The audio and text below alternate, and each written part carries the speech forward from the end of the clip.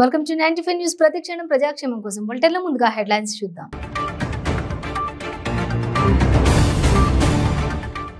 Enforcement directorate అధికారుల ముందు హాజరైన బీఆర్ఎస్ ఎమ్మెల్సీ కవిత. ఢిల్లీ లిక్కర్ స్కామ్ లో కవితను ప్రశ్నిస్తున్న ఈడీ అధికారులు.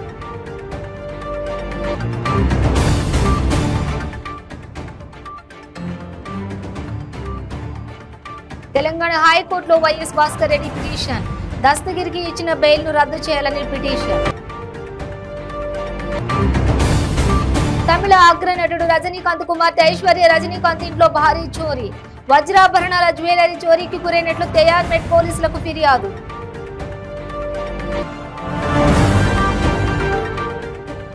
ఆత్మహత్య చేసుకున్న నిరుద్యోగి నవీన్ కుటుంబానికి షర్మిల పరామర్శ. తెలంగాణ యువతను ఉద్యోగాల పేరుతో సీఎం కేసీఆర్ మోసం చేశారని ఆగ్రహం. ఇక డీటెయిల్స్ చూస్తే ఢిల్లీ లిక్కర్ స్కామ్ లో ఎన్ఫోర్స్మెంట్ డైరెక్టరేట్ అధికారుల ముందు హాజరయ్యారు బీఆర్ఎస్ ఎమ్మెల్సీ కవిత. ఉదయం 10:30కి ఆమె ఈడీ ఆఫీస్ కు వెళ్లారు. ఇవాల్టి విచారణ రాత్రి 7 గంటల వరకు కొనసాగే అవకాశం ఉందని తెలుస్తోంది. ఇంతకు ముందు మార్చి 11న ఆమెను ప్రశ్నించిన అధికారులు మార్చి 16న మరోసారి ప్రశ్నించేందుకు సిద్ధమయ్యారు. అయితే ఆమె ఈడీ ఆఫీస్ కి రాకుండా తనకు బదులుగా తన లాయర్ ను పంపారు. దాంతో ఈడీ అధికారులు ఆమెకు మరోసారి నోటీసు పంపారు. మార్చి 20న వ్యక్తిగతంగా హాజరు కావాలని తెలిపారు. దాంతో నిన్న ఢిల్లీ వచ్చిన కవిత ఇవాళ వ్యక్తిగతంగా హాజరయ్యారు.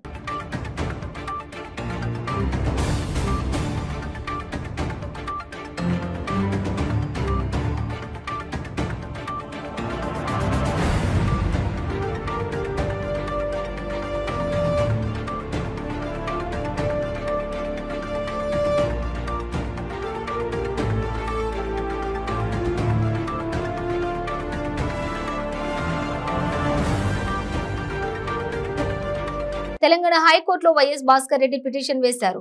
వివేక హత్య కేసులో A4 దస్తగిరిని అప్రూవర్ గా ప్రకటించడాన్ని సవాల్ చేస్తూ భాస్కర్ రెడ్డి పిటిషన్ వేశారు.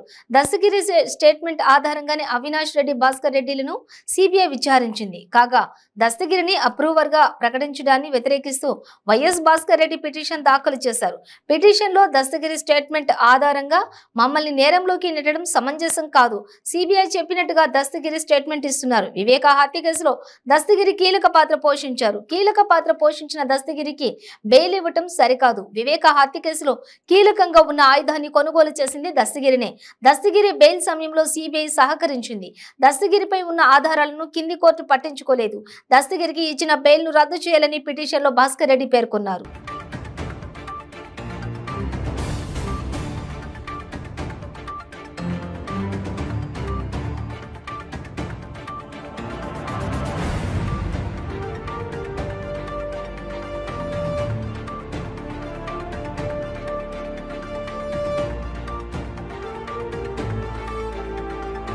తమిళ అగ్రనటుడు రజనీకాంత్ కుమార్తె ఐశ్వర్య రజనీకాంత్ ఇంట్లో భారీ చోరీ జరిగింది.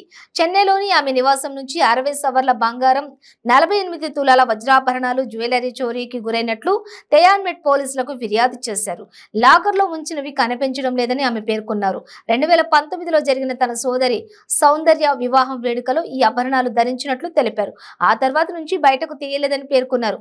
ఐశ్వర్య తన ఇంట్లోని లాకర్ లో ఉంచగా ఈ విషయం కొంతమంది పనివారికి తెలుసునని ఎఫ్ఐఆర్ కాపీ చెబుతోంది. అయితే సెక్షన్ 381 కింద పోలీసులు కేసు నమోదు చేసి దర్యాప్తు మొదలు పెట్టారు. ఐశ్వర్య ప్రస్తుతం లాల్ సలాం సినిమాతో బిజీగా ఉన్నారు. షూటింగ్ కోసం తమిళనాడు వ్యాప్తంగా పర్యటిస్తున్నారు. ఆమె ఇంట్లో లేకపోవడంతో ఈ చోరీ జరిగినట్లు తెలుస్తోంది. ఈ లాకర్ను ఆమె పలు సందర్భాల్లో వేరువేరు ఇళ్లకు తరలించినట్లు వివరించారు. 2022 ఏప్రిల్లో పోయస్ గార్డెన్ లోని నివాసానికి లాకర్ ను తరలించారు. ఫిబ్రవరి 18న ఆమె లాకర్ ను తెరిచి చూడగా తనకు వివాహమైన తర్వాత నుంచి గత 18 ఏళ్లలో సమకూర్చుకున్న ఆభరణాల్లో కొన్ని లేవని గుర్తించి షాక్ అయ్యారు. డైమండ్ సెట్స్, పురాతన బంగారం పీసులు, నవరత్న సెట్స్, గాజులు పోయిన వాటిలో ఉన్నాయి. ఇక తన దగ్గర పనిచేసే ఈశ్వరి, లక్ష్మి, డ్రైవర్ వెంకట్ పై అనుమానం వ్యక్తం చేశారు.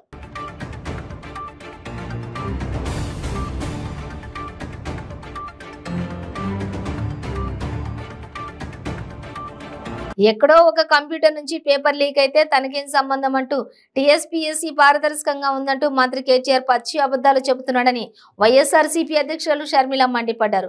అంగట్లో పేపర్లు అమ్ముకోవడం పారదర్శకతనా అని ప్రశ్నించారు. 33 లక్షల మంది జీవితాలతో ఆడుకోవడం పారదర్శకతనా అన్నారు. చైర్మన్ కార్యదర్శికి తెలియాల్సిన పాస్వర్డ్లు అందరికీ తెలియడమే పారదర్శకతనా అని ఆమె నిలదీశారు. తెలంగాణ యువతను ఉద్యోగాల పేరుతో సీఎం కేసీఆర్ మోసం చేశారని ఆగ్రహం వ్యక్తం చేశారు. రాష్ట్రంలో నిరుద్యోగుల ఆత్మహత్యలని ప్రభుత్వ హత్యలనని ఆరోపించారు. రాజన్న సిరిసిల్ల జిల్లాలో ఇటీవల ఆత్మహత్య చేసుకున్న నిరుద్యోగి నవీన్ కుటుంబాన్ని షర్మిల పరామర్శించారు. అనంతరం విలేకరులతో మాట్లాడారు. నవీన్ ఆత్మహత్య చాలా బాధాకరమన్నారు. సీఎం కేసీఆర్ కు పరిపాలన చేత కావడం లేదన్నారు. ఇంటికో ఉద్యోగం ఇస్తామని ఉద్యమ సమయంలో చెప్పిన మాటలు ఏమయ్యాయని నిలదీశారు. కేసీఆర్ చెప్పిన బంగారు తెలంగాణలో చదివించడం కూడా పాపంగా మారిందని వ్యంగ్యంగా అన్నారు. ఉద్యోగాలు దొరక్క యువత తాగుడుకు బానిస అవుతోందని ఆవేదన వ్యక్తం చేశారు. లాస్ట్ 3 మంత్స్ రిజైన్ చేశాను. 3 మంత్స్ నుంచి ట్రై చేస్తున్నాడు. ఒక సాఫ్ట్వేర్ కోర్స్ నేర్చుకున్నాడు. ప్రాక్టీస్లో ఉన్నది. అదే చదువు 2012 అయిపోయింది. డిగ్రీ అయిపోయినాక 3 ఇయర్స్ అయ్యారు. పని చేసుకొని బతికేవాడు కదమ్మా అని బాధపడింది. అంటే బంగారు తెలంగాణలో అసలు చదివించడం కూడా పాపం అయిపోయింది కదా. బిడ్డలు చదివించుకుంటే కూలీనాలి చేసైనా సరే చదివించుకుంటే ఉద్యోగాలు వస్తున్నాయా? ఎంతమంది తల్లిదండ్రులు మా బిడ్డలకు ఉద్యోగాలు రాక తాగుడుకు బానిస అయిపోతున్నారు అని ఎంతమంది తల్లిదండ్రులు మొత్తుకున్నారు. ఎవరైనా పట్టించుకుంటున్నారా? తెలంగాణలో బంగారు తెలంగాణ అన్నారే, ఏం చేశారు? ఉద్యోగాలు ఉన్నాయా? బంగారు తెలంగాణని బీర్ల తెలంగాణగా బార్ల తెలంగాణగా మార్చలేదా? ఈరోజు గుడులు బడులు ఎన్నున్నాయో అంతకంటే ఎక్కువ బీర్ షాపులు బెల్ట్ షాపులు లేవా? ఎక్కడ చూసినా మద్యం ఇంత విచ్చలవిడిగా అవైలబుల్ గా ఉంది. దీనికి కారణం ఎవరు? కేసీఆర్ గారు కాదా? 191,000 ఉద్యోగాలు ఖాళీగా ఉన్నాయి అని బిస్వాల్ కమిటీ చెప్పింది. కానీ కేసీఆర్ గారు ఏ ఒక్క రోజు 191,000 ఉద్యోగాలు ఉన్నాయి అన్న సంగతి కూడా ఎప్పుడూ అడ్మిట్ చేయలేదు. పోయిన సంవత్సరం మార్చి 9వ తేదీన కేసీఆర్ గారు అసెంబ్లీలో నిలబడి ఏ మాట చెప్పాడు? 88,000 ఉద్యోగాలు ఖాళీగా ఉన్నాయి. ఒక్క సంవత్సరం లోపలనే వాటిని అన్నిటినీ భర్తీ చేస్తాము. వీటిని భర్తీ నోటిఫికేషన్లు ఇచ్చి భర్తీ చేయడమే కాకుండా ప్రతి సంవత్సరానికి ఎన్ని ఉద్యోగాలు ఖాళీగా ఉన్నాయి అని ఇప్పటి నుంచి జాబ్ క్యాలెండర్లు కూడా విడుదల చేస్తాము అని కేసీఆర్ గారు చెప్పిన మాట వాస్తవమా కాదా? అసెంబ్లీలో నిలబడి కేసీఆర్ గారు ఈ వాగ్దానం చేస్తే, ఈ మాట చెప్తే, మరి ముఖ్యమంత్రి స్థాయిలో ఉన్న వ్యక్తి ఈ మాట చెప్తే నిజం అనుకోవాలనా లేదా? మరి ఒక సంవత్సరం గడిచిపోయింది కదా. మార్చి 9వ తేదీ పోయిన సంవత్సరం కేసీఆర్ గారు మాటిస్తే ఈ రోజు మార్చి 19వ తేదీ ఒక సంవత్సరం గడిచిపోయింది. కానీ ఇంతవరకు ఆ 88,000 ఉద్యోగాలలో కనీసం ఒక్క ఉద్యోగాన్నైనా భర్తీ చేశాడా కేసీఆర్ గారు? అసలు కేసీఆర్ గారు అసెంబ్లీలో నిలబడి 191,000 ఉద్యోగాలుంటే కాదు 88,000 ఉద్యోగాలే అని చెప్పాడు. పోనీ 88,000 ఉద్యోగాలు భర్తీ చేస్తానన్నవాడు ఇప్పుడు వరకు చేశాడా? 88,000 ఉద్యోగాలు ఖాళీగా ఉన్నాయి, నేను భర్తీ చేస్తానని చెప్పిన వాడు అసలు జాబ్ నోటిఫికేషన్లు ఇచ్చింది 88,000 ఉద్యోగాలకు కాదు కదా. మరి 26,000 ఉద్యోగాలకే ఎందుకు నోటిఫికేషన్లు ఇచ్చాడు కేసీఆర్ సార్? 88,000 ఉద్యోగాలు ఖాళీగా ఉన్నాయి అని చెప్పి ఇంతవరకు 26,000 ఉద్యోగాలకు మాత్రమే నోటిఫికేషన్ ఇచ్చాడు. పోనీ 26,000 ఉద్యోగాలకు గాను ఈ రోజు వరకు కూడా కేవలం 8,000 ఉద్యోగాలకు మాత్రమే పరీక్షలు జరిగాయి. మరి ఏమనాలి దీన్ని? ఇంత నీరు గారుచుకుంటూ వస్తున్నారే. 191,000 ఉద్యోగాలు ఎక్కడ? కాదు 88,000 ఉద్యోగాలు అని చెప్పినాడు. అదెక్కడ? లేదు 26,000 ఉద్యోగాలకే నోటిఫికేషన్. RRR చిత్రంలోని నాటు పాట ఇటీవల గెలుచుకున్న ఆస్కార్ తో సరిహద్దులు భాషలకు అతీతంగా ప్రజల్లోకి వెళుతోంది. కొన్ని రోజుల కిందట ఢిల్లీలో కొరియా దౌత్య సిబ్బంది నాటు పాటకు డాన్స్ చేయడం తెలిసిందే. ఇప్పుడు అదే బాటలో జర్మనీ దౌత్య సిబ్బంది కూడా నాటు పాటకు స్ట్రీట్ డాన్స్ చేశారు. ఈ పాటలో జర్మన్ ఎంబసీ ఉద్యోగులతో కలిసి జర్మనీ రాయబారి కూడా కాలు కదపడం విశేషం. దీనికి సంబంధించిన వీడియోను భారత వ్యాపార దిగ్గజం ఆనంద్ మహీంద్రా పంచుకున్నారు. కొరియన్ ఎంబసీ తరహాలో జర్మనీ దౌత్య కార్యాలయం సిబ్బంది కూడా ఢిల్లీ చాందనీ చౌక్ లో నాటు పాటకు స్టెప్పులేశారని ఆనంద్ మహీంద్ర వెల్లడించారు. చూస్తుంటే నాటు పాటకు ఎవరు బాగా డాన్స్ చేస్తారో అని దౌత్య కార్యాలయాలు ఒలింపిక్స్ తరహాలో పోటీ పడుతున్నట్టుందని చమత్కరించారు. మరి ఈ వరుసలో నెక్స్ట్ డాన్స్ చేసే ఎంబసీ ఏ దేశానిది అంటూ ఆనంద్ మహీంద్ర ట్వీట్ చేశారు.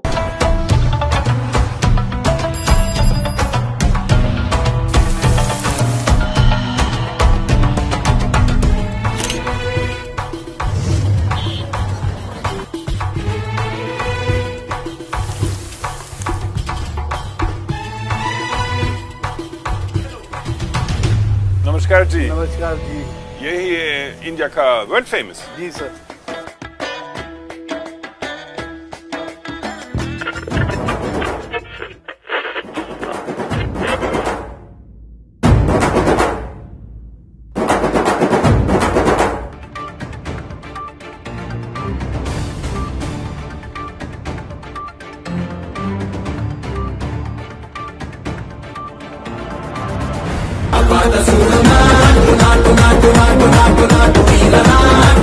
బీఆర్ఎస్ ప్రభుత్వం పేదలకు డబుల్ బెడ్రూమ్లు ఇవ్వాలని సిపిఐ జాతీయ కార్యవర్గ సభ్యుడు మాజీ ఎమ్మెల్యే చాడ వెంకటరెడ్డి అన్నారు.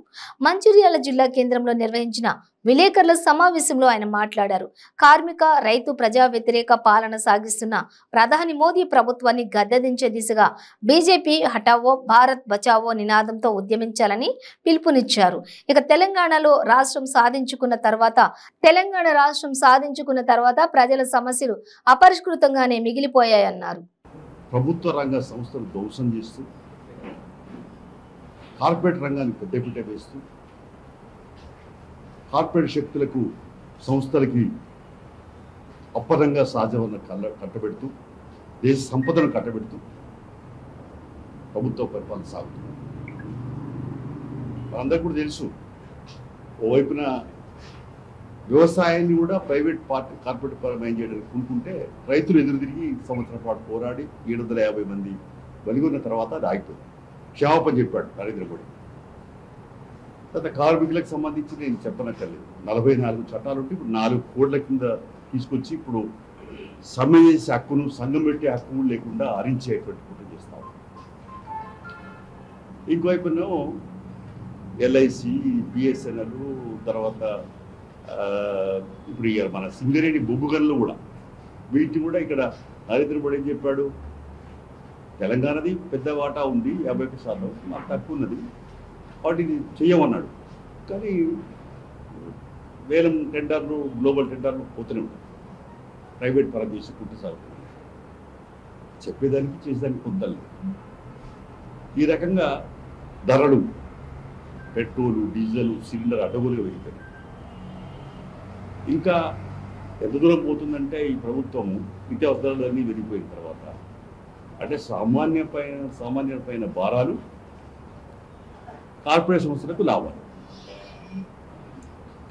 ఆంధ్రప్రదేశ్ దిశ మార్చగలిగేది ఒక్క తెలుగుదేశం పార్టీ మాత్రమేనని అన్నమయ్య జిల్లా మదనపల్లె మాజీ శాసనసభ్యులు టీడీపీ నాయకులు షాజహాన్ బాషా పేర్కొన్నారు. మదనపల్లె పట్టణంలోని టీడీపీ పార్లమెంటరీ కార్యాలయంలో విలేకరుల సమావేశాన్ని నిర్వహించారు. ఈ సమావేశంలో నాయకులు దొరస్వామి నాయుడు, గిరీష్, ఇంతియాజ్, త్యాగరాజు తదితరులు పాల్గొన్నారు. ఈ సందర్భంగా షాజహాన్ బాషా మాట్లాడుతూ రాష్ట్రంలో ఉన్న ప్రభుత్వ ఆస్తులను అమ్ముకుంటూ ముఖ్యమంత్రి బటన్ నొక్కుతున్నాడని, అభివృద్ధి శూన్యమని విమర్శించారు. రాష్ట్రం అప్పుల ఊబిలో కూరుకుపోతుంటే 2-3 మంత్రులు మాత్రం అభివృద్ధి వైపు దూసుకుపోతున్నారని ఆరోపించారు. ఈ రాష్ట్రం మళ్లీ అభివృద్ధి చెందాలంటే 2024లో ప్రజలు టీడీపీని గెలిపించాలని కోరారు. ఈరోజు యువగళం పాదయాత్ర ఏ విధంగా జరుగుతున్నదంటే, ఒక చిన్న చెరువు మళ్ళీ అక్కడ నుంచి ఒక పెద్ద వంక నుంచి సముద్రమై ఈరోజు ఎక్కడ చూస్తే వేల కొద్ది మనుషులు వస్తున్నారు. ఒక తండోపతండాలుగా మనుషులు వచ్చి రిసీవ్ చేయడం ఎక్కడ కూడా కానీ మనుషులు తగ్గిన దాఖలాలు లేవు. నిన్న ములకల చెరువు మీటింగ్ చూస్తే దాదాపు ఒక 20,000 మంది వచ్చారు. ఎక్కడి నుంచి వచ్చారు మనుషులు? ఈ వైఎస్ఆర్ పార్టీ ప్రభుత్వ వ్యతిరేక పట్ల, వైఎస్ఆర్ పార్టీ అరాచక పట్ల, వైఎస్ఆర్ పార్టీ చేస్తున్న ప్రజా వ్యతిరేక కార్యక్రమాలు, అరాచకాలు చూసి ప్రజలందరూ నశించిపోయారు. ఇటువంటి ప్రభుత్వం ఆంధ్ర రాష్ట్రానికి అవసరమా? ఎక్కడ కూడా ఈ ప్రభుత్వం పైన స్పష్టత లేదు. ఉన్న క్రిమినల్ కేసుల ప్రభుత్వం ఇది, అరాచకమైన ప్రభుత్వం, ప్రజల పట్ల బాధ్యత లేదు. నిన్న చూడండి, ఎగ్జాంపుల్ చెప్తాను. మొన్న మదనపల్లిలో ఒక 15 నిమిషాల్లో ఒక మంచి గాలి వచ్చింది. గాలి వస్తే ఎక్కడికక్కడ చెట్లు పడిపోయారు. నిన్న మార్నింగ్ నేను వస్తా చూస్తే ఎన్టీఆర్ లేఅవుట్లో ఎవరి ఇంటి ముందర వాళ్ళ చెట్లు పడిపోయినాయో వాళ్లే కట్టర్స్ తీసుకుని వచ్చి చెట్లు కోసుకొని వాళ్ళ ఇళ్లు క్లీన్ చేసుకున్నారు. యువగలం పాదయాత్ర కుప్పం నుండి తంబలపల్లి వరకు ఉమ్మడి జిల్లా దిగ్విజయం చేసిన నియోజకవర్గ ఇన్ఛార్జీలకు, స్టేట్ కమిటీ, జిల్లా కమిటీ, అనుబంధ కమిటీ సంఘాలకు, తెలుగుదేశం కార్యకర్తలు, కుటుంబ సభ్యులకు ఎంతో ఉత్సాహంగా ఏ ఆటంకం లేకుండా పాదయాత్ర దిగ్విజయం చేసిన ప్రతి ఒక్కరికి ధన్యవాదాలు తెలుపుతున్నాను. ఖచ్చితంగా మొన్న జరిగిన ఎమ్మెల్సీ ఎలక్షన్ లో మనకు ఉదాహరణ, ఓటింగ్ నాబుద్దే చెప్పాం. ఇదే ప్రెస్ మీట్ లో చెప్పాం, ఓటింగ్ నాబొద్దు, వాళ్ళు డబ్బులు ఇచ్చి భయభ్రాంతులు చేసి అందరూ కూడా, మనమైతే ₹1 కూడా మదనపల్లిలో డబ్బు పంచిన దోకాలేదు. స్వచ్ఛందంగా ముందరకు వచ్చి ఎమ్మెల్సీ ఓట్లు వేశారు ప్రజలు. కనుక అప్పుడే చెప్పాము, ఈ 3 కైవసం చేసుకోబోతున్నాం. ఇప్పుడు పశ్చిమ రాయలసీమ పట్టభద్రుల దాంట్లో 2వ రౌండ్లో తెలుగుదేశం పార్టీ ముందంజలో ఉంది. అక్కడ ఉన్న నాయకులు, మా తెలుగుదేశం నాయకులను ఇళ్లకు పోయి నిర్బంధం చేస్తున్నారు పోలీసులు. ఎక్కడెక్కడ మాజీ మంత్రులు గాని వాళ్ళందరినీ కూడా గృహ నిర్బంధం చేస్తున్నారు. అక్కడ మీ ఆటలు ఏం సాగవు. రాష్ట్రంలోని నెల్లూరు, విశాఖ, కడప, కర్నూలు, అనంతపురం జిల్లాల్లో భారీ వర్షం నమోదైంది. రాగల 2 రోజుల్లో మోస్తరు నుంచి భారీ వర్షాలు కురుస్తాయని వాతావరణ శాఖ తెలిపింది. ముఖ్యంగా శ్రీకాకుళం, విజయనగరం, పార్వతీపురం, మన్యం, అల్లూరి సీతారామరాజు, విశాఖపట్నం, అనకాపల్లి, కాకినాడ, కోనసీమ, తూర్పు గోదావరి, పశ్చిమ గోదావరి, ఏలూరు, కృష్ణా జిల్లాల్లో పిడుగులతో కూడిన భారీ వర్షాలు కురిసే అవకాశాలున్నాయి. విజయవాడ, విశాఖపట్నం నగరాల్ని భారీ వర్షాలు ముంచెత్తవచ్చని హెచ్చరిస్తోంది. ఐఎండీ. మరోవైపు అన్నమయ్య జిల్లా మదనపల్లెలోని మళ్లీ వడగళ్ల వాన కురిసింది.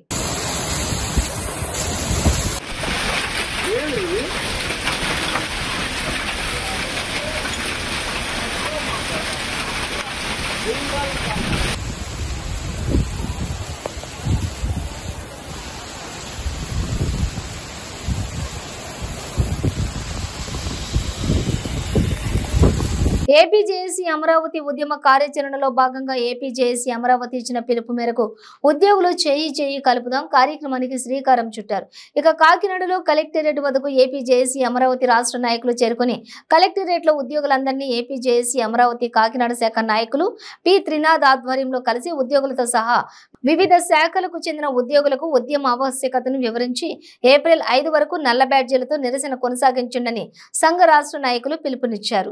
ఉద్యోగుల మద్దతును కోరారు. అలాగే కాకినాడ ఆర్టీఓ కార్యాలయం వద్ద కూడా ఏపీ జేఏసీ అమరావతి నాయకులు ఆర్టీఓతో సహా కాకినాడ అర్బన్ రూరల్ తహసీల్దార్లతో కలిసి చేయి కలుపుదాం కార్యక్రమం నిర్వహించారు.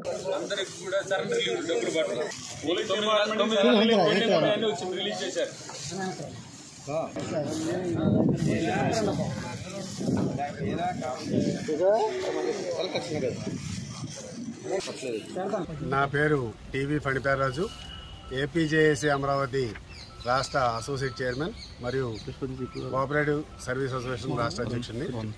ఈరోజు ఏపీ జేఏసీ అమరావతి ఇచ్చిన ఉద్యమ కార్యాచరణలో భాగంగా చేయి కలుపుదాం అనే ప్రోగ్రాంకి ఈస్ట్ గోదావరి రావడం జరిగింది. దీంట్లో ఉద్యోగుల ఐక్యతను చాటుతూ చేయికి కలిపే ప్రోగ్రాము. ఇందులో భాగంగానే అనేక విషయాలు ఇక్కడ మేము ఉద్యోగులతో మాట్లాడుకోవడం జరిగింది. ముఖ్యంగా ప్రభుత్వం మాకు రావాల్సిన బకాయిలు, అదే రకంగా వారు హామీలు ఇచ్చిన బకాయిలు కావాలని మేము వందలాది సార్లు ప్రభుత్వానికి మేము అప్రోచ్ అవుతుంటే రాష్ట్ర స్థాయిలో ఎవరూ రెస్పాండ్ కారణం కానీ, అదే రకంగా మాకు జీతాలు సమయానికి ఇవ్వకపోవడం, అదే రకంగా మేము దాచుకున్న డబ్బులు మాకు తిరిగి చెల్లించకపోవడం, ఈ అన్ని కారణాలతో ఉద్యమ కార్యాచరణలోకి ఏపీ జేఏసీ అమరావతి వెళ్లాలని నిర్ణయం చేసుకుని అందులో భాగంగానే రాష్ట్రమంతా పర్యటన చేస్తూ అందరు ఉద్యోగులు కూడా చాలా నిక్కచ్చిగా ఈ ఉద్యమ కార్యాచరణ అమల్లో చేస్తున్నారు కాబట్టి వారికి సంఘీభావం తెలియజేస్తూ మేము కూడా వెళుతూ ఉన్నాం. ప్రింట్ మీడియా మరియు ఎలక్ట్రానిక్ మీడియా ద్వారా మన ఉద్యోగ మిత్రులందరికీ తెలియజేసేది ఏంటంటే ఈ ఏపీజేఏసీ అమరావతి మన ఉద్యోగుల యొక్క న్యాయపరమైన సమస్యలు మరియు ప్రభుత్వం ఇచ్చిన హామీలు నెరవేర్చడానికి గాను ఈ ఉద్యమ కార్యాచరణ చేపట్టింది. అయితే కొంతమంది ఇందులో ఈ ఉద్యమ కార్యాచరణని నీరు పట్టించాలని చెప్పేసి ప్రయత్నంలో భాగంగా కొంత సోషల్ మీడియాలో దుష్ప్రచారంగా ఇది ప్రభుత్వానికి వ్యతిరేకంగా ఏదో రకరకాల కామెంట్స్ తోటి చేస్తున్నారు. కానీ ఈ ఏపీజేఏసీ అమరావతి అనేది ఉద్యోగుల యొక్క న్యాయపరమైన సమస్యలను సాధించుకునేందుకే ఈ ఉద్యమ కార్యాచరణ చేపట్టడం జరిగిందని చెప్పి మిత్రులందరికీ తెలియజేసుకుంటున్నా. మిత్రులారా, మనం ఈ ఏపీజేఏసీ అమరావతి తరఫున ఆర్థికేతరపరమైనటువంటి అనేక సమస్యలతోటి ప్రభుత్వం దృష్టికి తీసుకెళ్లినప్పటికీ ఎక్కడ కూడా మనకు స్పందించిన సమయంలోనే ఈ ఉద్యమ కార్యాచరణను మనం కొనసాగిస్తున్నాము. అయితే మీ అందరి దృష్టికి కూడా తీసుకురావాల్సింది ఏంటంటే ఆర్థికపరమైనటువంటి కానటువంటి ఒక చిన్న సమస్య మా రెవెన్యూ డిపార్ట్మెంట్లో ఈ VROs కు సంబంధించి ఏదైతే ఒక సర్వే ట్రైనింగ్ టెస్ట్ ఒకటి పాస్ అవ్వాలి అని చెప్పేసి దానికి అడ్మినిస్ట్రేటివ్ రీజన్స్ లో డిలే అయినప్పటికీ కూడా బాబు మాకు అది అడ్మినిస్ట్రేటివ్ రీజన్స్ డిలే అయింది, వాళ్ళకి ప్రమోషన్ నిమిత్తమే కానీ ఈ టెస్ట్ కానీ ప్రొవిషన్ డిక్లరేషన్ కాదు అని చెప్పి మేము అనేక పర్యాయాలు చిన్న ఇష్యూ అది కూడా క్లియర్ చేయలేని పరిస్థితి ఇప్పుడు మేము ప్రభుత్వం దృష్టికి తీసుకెళ్తే అనేక పర్యాయాలు రిప్రజెంట్ చేసినప్పుడు కూడా ఆ దుస్థితి ఏర్పడింది. పట్టభద్రుల ఎమ్మెల్సీ ఎన్నికల్లో 3కు 3 స్థానాలు తెలుగుదేశం పార్టీ కైవసం చేసుకోవడంతో ఇప్పుడు అధికార వైసీపీ ఆత్మరక్షణలో పడింది. ఈ ఎన్నికల్లో ఎందుకు ఓడిపోయామనే విషయం మీద కవర్ చేసుకునే ప్రయత్నం చేస్తోంది. తాజాగా ఎమ్మెల్సీ ఎన్నికల ఫలితాలపై మాజీ మంత్రి బాలినేని శ్రీనివాసరెడ్డి స్పందించారు. తాము 4 ఏళ్లలో జరిగిన ప్రతి ఎన్నికల్లో క్లీన్ స్వీప్ చేశామని ఆయన అన్నారు. ఇక వైసీపీ తరఫున మొదటిసారిగా టీచర్స్ గ్రాడ్యుయేషన్ ఎమ్మెల్సీ స్థానాల్లో పోటీ చేశామని, అందులో టీచర్స్ ఎమ్మెల్సీలు గెలిచాం. ఇక గ్రాడ్యుయేట్స్ స్థానాల్లో ఓడామని అన్నారు. 2% మాత్రమే ఓట్లున్నా గ్రాడ్యుయేట్స్ లో గెలిచిన దానికి ఏదో జరిగిపోయిందని నానా హడావిడి చేస్తున్నారని, కానీ మేము టీచర్స్ ఎమ్మెల్సీలు గెలిచినా ఎటువంటి ఆర్భాటాలు చేయలేదని అన్నారు. ఓటమిపై పార్టీ తరఫున పోస్ట్ మార్టం చేసుకుంటామన్న బాలినేని 2 ఎమ్మెల్సీల్లో ఓడినంత మాత్రాన మా పార్టీ పని అయిపోయినట్లేనా అని ప్రశ్నించారు.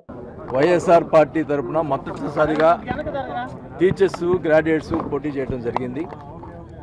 దాంట్లో టీచర్స్ ఎలక్షన్స్ గెలవటం, గ్రాడ్యుయేట్ ఎలక్షన్స్లో ఓడిపోవడం జరిగింది. మరి గత 4 సంవత్సరాల నుంచి కూడా ఎన్నో ఎలక్షన్స్ జరిగినాయి, అన్నీ కూడా క్లీన్ స్వీప్ చేశాం. ఈ ఎలక్షన్లో గ్రాడ్యుయేట్ ఎలక్షన్స్లో 2% ఓట్లు ఉన్నటువంటి గ్రాడ్యుయేట్ ఎలక్షన్స్లో మరి వాళ్ళకు గెలిచిన దానికి ఏదో అసలు మొత్తం ప్రభుత్వమే మాదైపోయింది, జగన్ వ్యతిరేకత ఉంది అని చెప్పి ఏదో మాట్లాడుతూ ఉన్నారు. మరి టీచర్స్ ఎలక్షన్స్ గెలిచిన దానికి మేమేం ఆర్భాటాలు చేసుకోలేదు. ఫస్ట్ టైం టీచర్స్ కూడా మేము నిలబడ్డాం, ఫస్ట్ గెలిచాం, రెండు టీచర్స్ గెలిచాం. కానీ మేము ఎక్కడ కూడా ఆర్భాటం చేసుకోలే, వాళ్ళు ఆర్భాటం చేసుకుంటున్నారు. కానీ ఒకటైతే చెప్తా ఉన్నాం, ఏదైతే ఓటమి అయితే చెందామో దాని మీద పోస్ట్ మార్టం చేసుకుంటాం. మా పార్టీలో ఎందుకు అంటే ఎంప్లాయీస్లో గ్రాడ్యుయేట్స్లో ఎందుకు వ్యతిరేకత ఉంది, దాన్ని ఏదో దాని ప్రాబ్లం కూడా సరి చేసుకొని ముందుకు పోతాం. ఎందుకంటే ఇప్పుడు ఈ ఓటర్లు ఎవరు కూడా సంక్షేమ పథకాలు తీసుకున్న ఓటర్లు కాదు, ఇది అది గుర్తుపెట్టుకోవాలి తెలుగుదేశం వాళ్ళు. మరి ముఖ్యంగా సంక్షేమ పథకాలను చూసుకోవాలా, ఎంప్లాయీస్ని చూసుకోవాలా, అలాగే రైతులను చూసుకోవాలా, అందరినీ కూడా సమానంగా చూసుకునే కార్యక్రమం చేయాల్సిన బాధ్యత మా ప్రభుత్వం ఉంటుంది. ఖచ్చితంగా ఏదైతే ప్రాబ్లమ్స్ ఉన్నాయో అన్నీ రెక్టిఫై చేసుకుంటాం, రేపు ఎలక్షన్స్ ముందుకు పోతాం. అంటే ఇప్పుడు 2 ఎమ్మెల్సీలకి వైసీపీ పని అయిపోతే 151 సీట్లు వచ్చినప్పుడు తెలుగుదేశం పార్టీ దుకాణం ఎత్తేయాలి కదా. అప్పుడు ఏంటది? ఇప్పుడు 2012లో బై ఎలక్షన్లో వైసీపీ క్లీన్ స్వీప్ చేసింది, 2014లో టీడీపీ గెలిచింది. తిరుపతి జిల్లా చిల్లకూరు గ్రామంలోని పోలీస్ స్టేషన్లో రూరల్ దశరథ రామారావు విలేకరుల సమావేశం నిర్వహించారు. చోరీ కేసులో నిందితుడిని అతని వద్ద స్వాధీనం చేసుకున్న బంగారాన్ని మీడియా ముందు ప్రవేశపెట్టారు.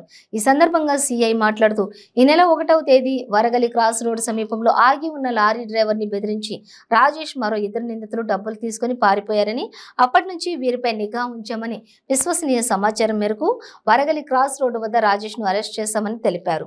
అతని వద్ద ఈ నెల 18వ తేదీ నెల్లూరు బాలాజీ నగర్ పోలీస్ స్టేషన్ పరిధిలో ఇంట్లో చోరీకి పాల్పడి చోరీ చేసిన 7 సవర్ల బంగారం స్వాధీనం చేసుకున్నామని, వీటి విలువ 2,84,000 రూపాయలు ఉంటుందని వెల్లడించారు.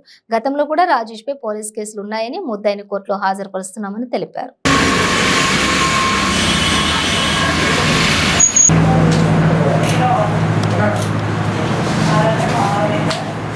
చిలకూరు మీడియా మిత్రులకు మరియు electronic media and print media and Gudur electronic media print media మిత్రులకు నమస్కారాలు.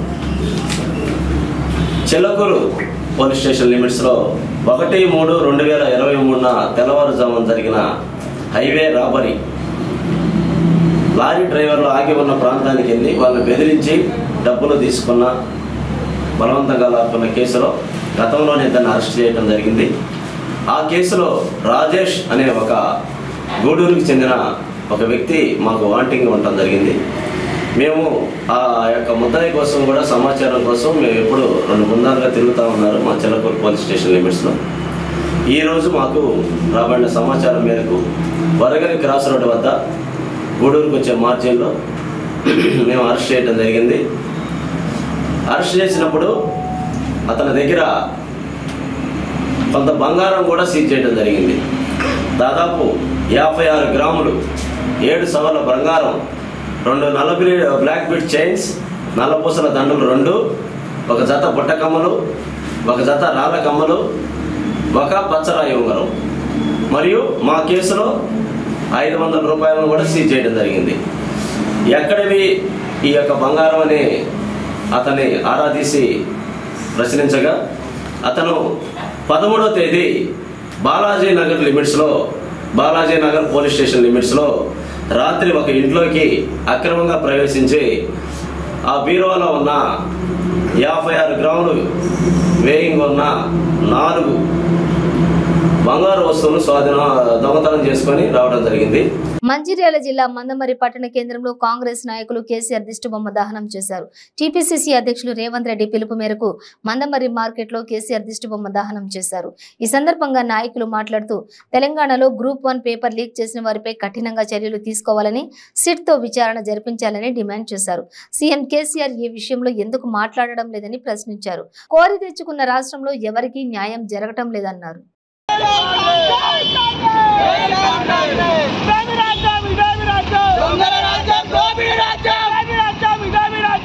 18 గంటలు కష్టపడుతూ చదువుతూ ఏదో నేను తల్లిదండ్రులు నన్ను పోషించినందుకు, నేను చదివించినందుకు నేను ఈరోజు ఉద్యోగం చేస్తాను ధైర్యంగా ఈరోజు ఎక్కడెక్కడి మారుమూల ప్రాంతాల నుండి ఇవాళ గిరిజనులే కానీ ఎస్టీ మైనారిటీ సోదరులు పిల్లలు ఈరోజు ఎంతో వాళ్ళ టైంలు కేటాయించుకొని సిటీల లోపల ఎంతో అవస్థతో చదువుకున్న రోజులు చాలా ఉన్నాయి. 9 సంవత్సరాల నుండి మీరు నోటిఫికేషన్లు వేయలేదు.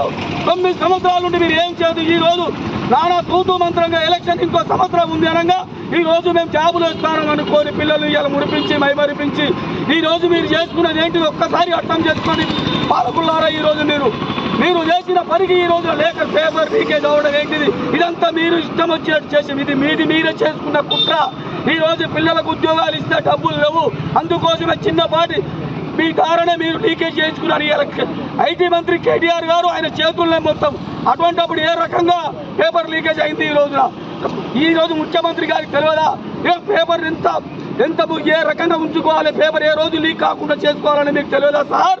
అందుకోసమే నేను ఈ రోజు నిరాహార దీక్ష చేయడం జరిగింది. దయచేసి అంటున్నా పిల్లల తల్లిదండ్రులు చెప్తున్నాం, ఈ ప్రభుత్వం మనకు ఎట్టి పరిస్థితి లోపల మన పిల్లలకు ఉద్యోగాలు ఇవ్వవు, మన పిల్లలను వీళ్ళు పోషించలేరు. మనమే ధైర్యంగా ఉండి ఇవాళ రేపు ఇది అదే కాంగ్రెస్ గవర్నమెంట్ ఉన్నప్పుడు ఒక్క పేపర్ అన్న లీకేజ్ అయిందా మీరు ఒక్కసారి గమనించండి. కావాల్సి కూడా చేస్తున్నారు, దయచేసి అందరు గమనించండి.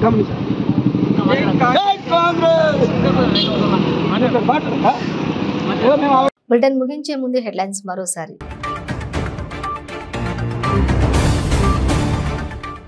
ఎన్ఫోర్స్మెంట్ డైరెక్టరేట్ అధికారుల ముందు హాజరైన బీఆర్ఎస్ ఎమ్మెల్సీ కవిత. ఢిల్లీ లిక్కర్ స్కామ్ లో కవితను ప్రశ్నిస్తున్న ఈడీ అధికారులు.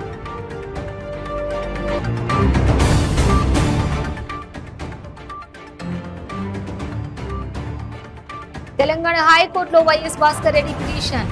దస్తగిరికి ఇచ్చిన బెయిల్ ను రద్దు చేయాలని పిటిషన్. తమిళ అగ్రనటుడు రజనీకాంత్ కుమార్తె ఐశ్వర్య రజనీకాంత్ ఇంట్లో భారీ చోరీ. వజ్రాభరణాల జ్యువెలరీ చోరీకి గురైనట్లు తెయార్మెట్ పోలీసులకు ఫిర్యాదు.